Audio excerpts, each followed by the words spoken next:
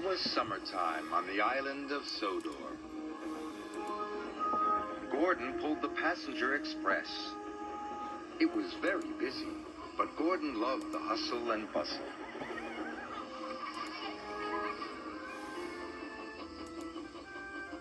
Henry hauled freight cars in the forest. He loved the peace and quiet, but he didn't see many people. Sometimes working in the forest could be very lonely. Later, Henry pulled into Knapford Station. He was delighted to see all the passengers. But Gordon was not delighted to see Henry. "Keep your smelly freight away from my passengers," grumbled Gordon. "But it's only logs," chuffed Henry, grumbled Gordon. "But it's only logs," chuffed Henry. "Passengers and freight do not mix," huffed Gordon, and he wished away. Henry watched the express leave the station. "I'd like to pull passengers," sighed Henry, "just for a change."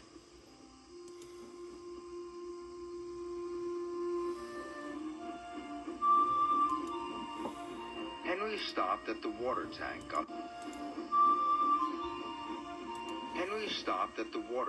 on the edge of the forest. Children were standing by one of the trees. "What are those children doing?" Henry asked Thomas. "That's the old Sodor wishing tree," said Thomas.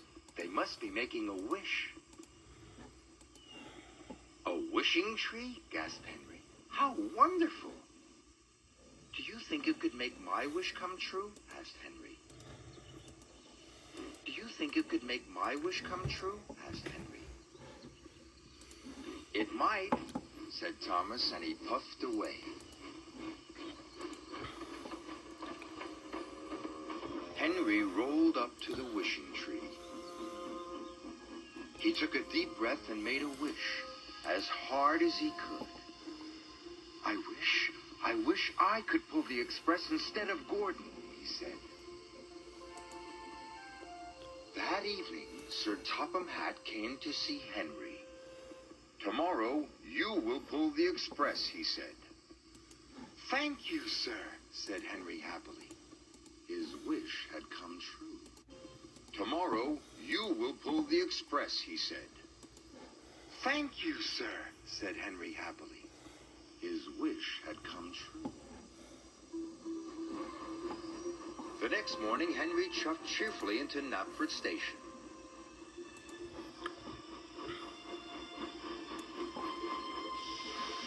When his passengers were on board, Henry blew his whistle and pulled out of the station. But Henry puffed too quickly. "Go gently," called his driver. "You can bump freight, but you can't bump passengers." "Sorry," puffed Henry. "Sorry," puffed Henry.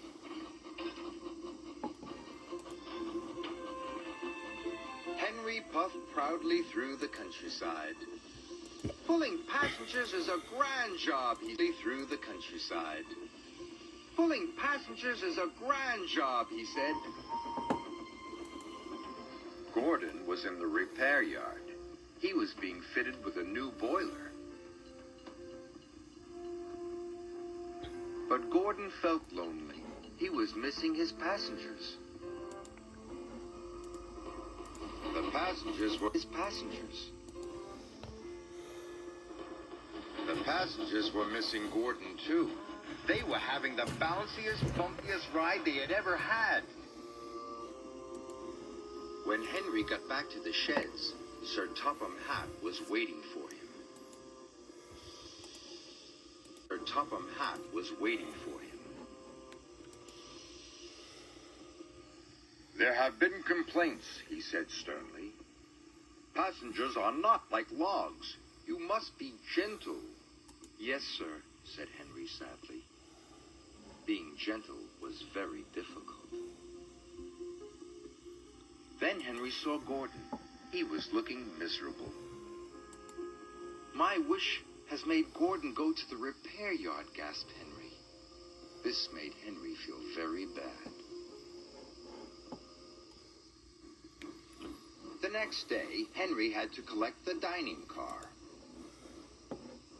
He tried his best to be gentle.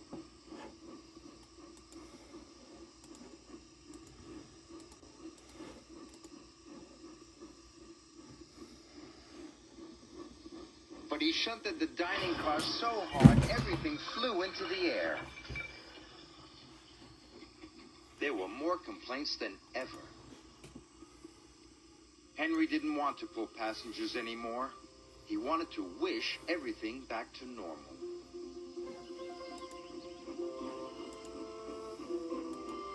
But when he arrived at the forest, Henry couldn't remember which tree was the wishing tree. "Oh no," cried Henry. "Which one could it be?" Henry didn't know. So he decided to wish on all the trees. "I wish I could pull freight again," he puffed. Then he moved to the next tree, and he wished again. "I wish I could pull freight again." Sir Topham Hatt arrived on board Thomas. "What are you doing, Henry?" asked Sir Topham Hatt. "You are causing confusion and delay."